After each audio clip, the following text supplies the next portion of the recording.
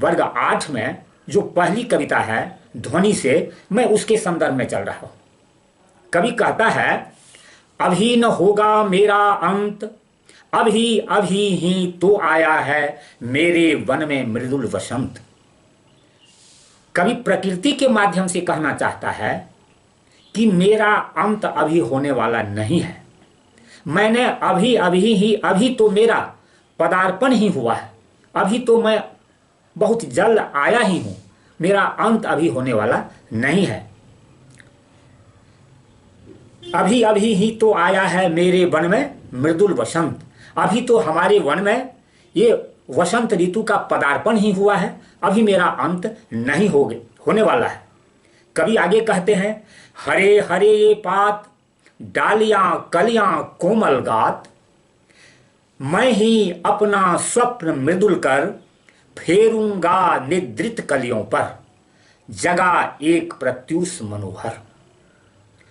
कवि कह रहा है, हरे हरे ये पात, ये जो बसंत ऋतु आ गया है, जितने भी पेड़ पौधे हैं सभी में नए नए कोपलें आ गई है, नई नई कलियां खिल गई है। तो कवि इस बसंत के माध्यम से कहना चाहता है, इस प्रकृति के माध्यम से कहना चाहता है कि ये जो हरे हरे पात हैं, ये जो उनकी टहनियां हैं, यह जो उनका कोमल शरीर है, हरे हरे ये पात डालियां कलियां कोमल गात, ये डालियां ये टहनियां और ये उनके कलियां और उनका जो यह शरीर है गात है, फेरूंगा निद्रित कलियों पर, जगा एक प्रत्युष मनोहर। ये जो नींद से सोई हुई जो ये कलियां हैं, उस पर मैं अपना उस निद्रित कलियों पर, उस सोई हुई कलियों पर मैं अपना कोमल हाथ को फेर दूंगा। जगा एक प्रत्युष मनोहर, यानी मनोहर सवेरा रूपी हाथ से मैं उस कलियों को जगा दूंगा। जगा एक प्रत्युष मनोहर, तब क्या होगा? पुष्प पुष्प से तंद्रालस सहसा खींच लूंगा मैं। कवि कहता है प्रकृति के माध्यम से कि ये जो प्रकृति आया है, जिसके कारण वसंत ऋतु का वर्णन है, तो कहता है कि हमारे आने के बाद जो ये सारी कलियां हैं, इस वन में मीठा वसंत आ गया है। तो वो जो सोया हुआ कलियां हैं, सोई हुई जो कलियां हैं, उसको मैं सुबह रूपी प्रत्युष मनोहर से, यानी सुबह की बेला रूपी हाथ से उसको मैं जगा दूंगा। और पुष्प पुष्प से तंद्रालस, यानी नींद से जो अलसाई हुई कलियां हैं, सोई हुई कलियां हैं, उसका जो तंद्रालस यानी अलसाई हुई कलियों का जो आलस है, मैं उसको एकाएक खींच लूंगा। तात्पर्य है कि वसंत के आने के बाद जो पेड़ पौधे में नई नई कोपलें आ जाती है, वसंत को ऋतुराज कहा गया है, ऋतुराज बसंत। इसलिए तो ये प्रकृति जो है इसका कभी अंत नहीं होता। हमारे देश में 6 ऋतुएं आती है, ऐसा किसी भी देश को नसीब नहीं है। इसलिए हमारा भारत महान है कि भारत में 6 ऋतुएं आती है और किसी भी देश में 6 ऋतु नहीं आता। जाड़ा गर्मी और बसंत, शिशिर शरद, शिशिर और हेमंत, ये 6 ऋतुएं हैं जो हमारे हिंदी के 12 महीने में ये हमेशा बदल बदल करके आते रहता है। तो इसलिए कवि कहता है कि मेरा अंत होने वाला नहीं है, क्योंकि ये तो चक्र की तरह घूमते रहता है, ऋतु परिवर्तन होते रहता है। इसीलिए कवि का मानना है कि मेरा अंत होने वाला नहीं है। तो कवि कहता है कि पुष्प पुष्प से तंद्रालस सहसा खींच लूंगा मैं। जब वसंत ऋतु आता है तो उस समय में जो नींद से अलसाई हुई कलियां रहती है, सोई हुई कलियां रहती है, उसका आलस को कवि बसंत के आने के बाद कहता है कि वसंत ऋतु उस आलस को खींच लेता है। अपने नवजीवन का अमृत सहर्ष सींच दूंगा मैं। वसंत कहता है कि मेरे नए जीवन रूपी जो अमृत है, उस वसंत को मैं उसको उससे सींच देता हूं, अमृत से, यानी उसमें नवजीवन ला देता, नया जीवन प्रदान कर देता। इसीलिए वसंत को ऋतुराज कहा गया है कि वसंत आने के बाद कोयल की कूक सुनाई पड़ती है, कोयल मीठे स्वर में गाने लगती है और भ्रमर गुंजान करने लगते हैं।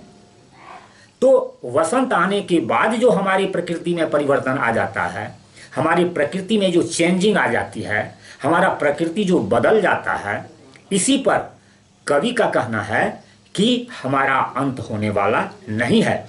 अपने नवजीवन का अमृत सहर्ष सींच दूंगा मैं, द्वार दिखा दूंगा उनको, हैं मेरे वे जहां अनंत। कहता है मैं उनको वह द्वार दिखा दूंगा जहां मेरे अनंत हैं, जिसका कहीं अंत होने वाला नहीं है। प्रकारांतर से कवि कहना चाहता है कि ये जो वसंत ऋतु है यानी उसका अंत होने वाला नहीं है, क्योंकि ये तो हमेशा चक्र की तरह घूमते रहता है।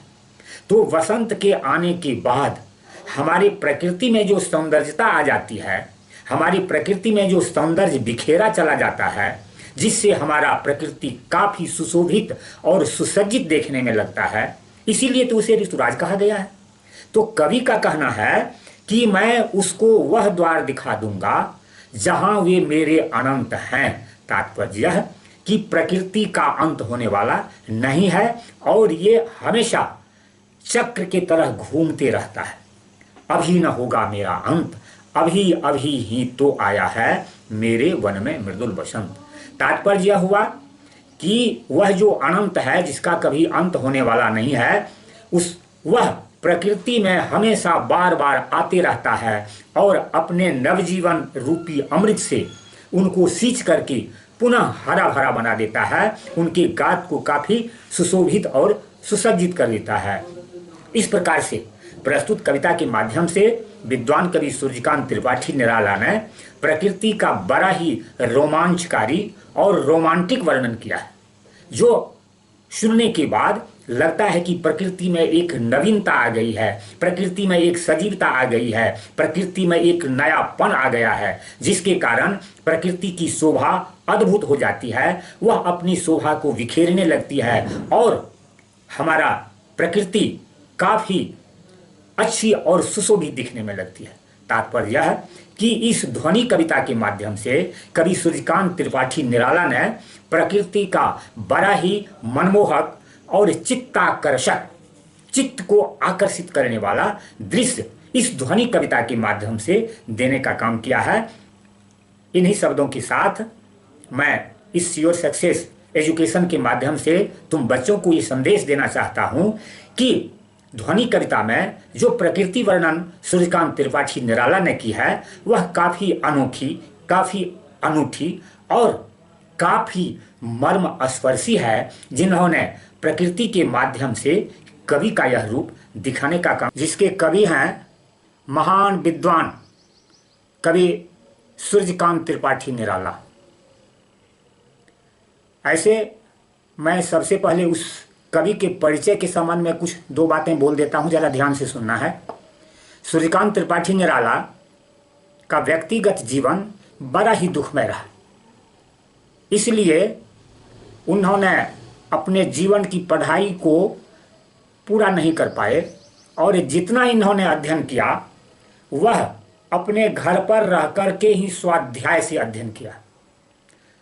दूसरी बात कि इनका पारिवारिक जीवन भी बड़ा ही कष्टमय रहा, क्लेश भरा रहा। सबसे पहले इनके बच्ची की असामयिक निधन बहुत ही अल्पायु में, तत्पश्चात पत्नी का निधन, फिर उसके बाद माता और पिता का निधन। ये सारी घटनाओं ने सूर्यकांत त्रिपाठी निराला को झकझोर दिया, काफी इनके जीवन में बदलाव आ गया, परंतु इन्होंने अपने जीवन पथ से हटने का कभी काम नहीं किया। अपने स्वाध्याय के बल पर हिंदी साहित्य में जो इन्होंने अपना योगदान किया वह आज के संदर्भ में अद्वितीय है। बहुत सारी लेखनी इनकी है प्रकृति के संबंध में, फिर और संबंध में, फिर सरस्वती वंदना के रूप में कुकुरमुत्ता के रूप में इनकी कहानी है, परिमल में भी है। तो ये सारी इनकी कहानी है। तोड़ती पत्थर है। जब ये इलाहाबाद के जनपद में से गुजर रहे थे तो इन्होंने देखा एक मजदूरिन को कि किस तरह से वो श्रम करके अपने जीवन को पालती है। और जब कभी जा रहे थे उस होकर के तो उन मजदूरिन को ये देखते हैं कि वो पत्थर को तोड़ रही है। और कभी कभी वहाँ एक ठूठा वृक्ष था, छायाहीन वृक्ष था। उसी छायाहीन वृक्ष के निकट वह खड़ी हो जाती थी और बगल में बहुत बड़ी अट्टालिकाएं थी, उसको कभी कभी देख लिया करती थी। तो इस तरह से उनकी स्थिति को देखकर, उनकी जो अवस्था थी उनको देखकर कभी काफी द्रवीभूत हो जाते हैं। और उन्होंने तोड़ती पत्थर कविता लिखी, बड़ा ही मार्मिक कविता है। उसी प्रकार से रास्ते पर जाते हुए भिखारी बेगर, उनको भी देख करके कवि का हृदय छन्न छत विशत हो जाता है। और इन्होंने कविता लिखी भिक्षुक। दो टूक कलेजे के करता पछताता पथ पर आता, पीठ पेट मिलकर है एक, चल रहा लकुटिया टेक, मुट्ठी भर दाने को भूख मिटाने को, मुंह फटी पुरानी झोली का फैलाता, वह आता आता आता। तो ये सारी इनकी कविताएं हैं।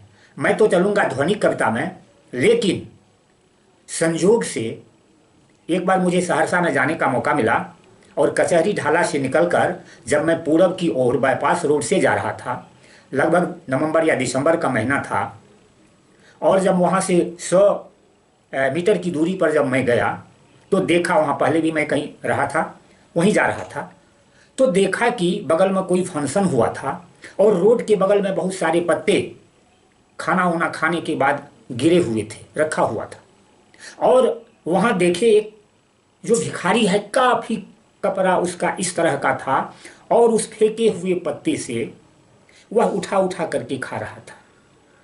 और बगल में एक कुत्ता खड़ा था जिसको इस तरह से वो हाथ किया हुआ है, तात्पर्य है कि उसको वह रोक रहा है।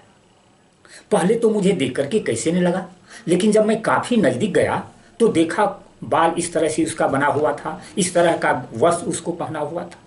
उसको देखते ही मेरे रूह कांप गए और तत्क्षण ही सूर्यकांत त्रिपाठी निराला की वह कविता भिक्षुक मुझे याद आ गया। तो ऐसे थे सूर्यकांत त्रिपाठी निराला, समता मूलक समाज के संस्थापक, जिसके ऊपर में स्वामी विवेकानंद का प्रभाव था। तो ऐसे हमारे सूर्यकांत त्रिपाठी, कहा जाता है कि कभी एक बार वो कहीं कवि सम्मेलन से आ रहा था, कहीं उसको बहुत ही बेशकीमती शाल उपहार में मिला और रास्ते में एक कोई बेगर था, भिखारी था, जो सर्द से काफ़ी ठंड से कपकपा रहा था। उसको देख करके सूर्यकांत त्रिपाठी निराला ने अपना वो जो चादर था, शाल था, वह उसको दे दिया। तात्पर्य, वह कभी धन भी इकट्ठा नहीं करते थे, इसलिए उनके जीवन को देख करके ऐसा लगता है कि आम आवाम के कवि हैं वो। तो मैं उधर नहीं जाना चाहूँगा। अब उनके जीवन परिचय के बाद मैं उनकी कविता ध्वनि शीर्षक से है, जिसमें कवि का प्रकृति प्रेम दर्शाया गया है कि प्रकृति के प्रति उनका कैसा प्रेम है। ऐसे क्लास 9th में उनकी उत्साह कविता है, घेर घेर घोर गला घटा घुंघराले काले बादल। ये कविता वह भी प्रकृति प्रेम के प्रति कविता है। लेकिन ये प्रस्तुत कविता आज इतना ही। जय हिंद, जय भारत।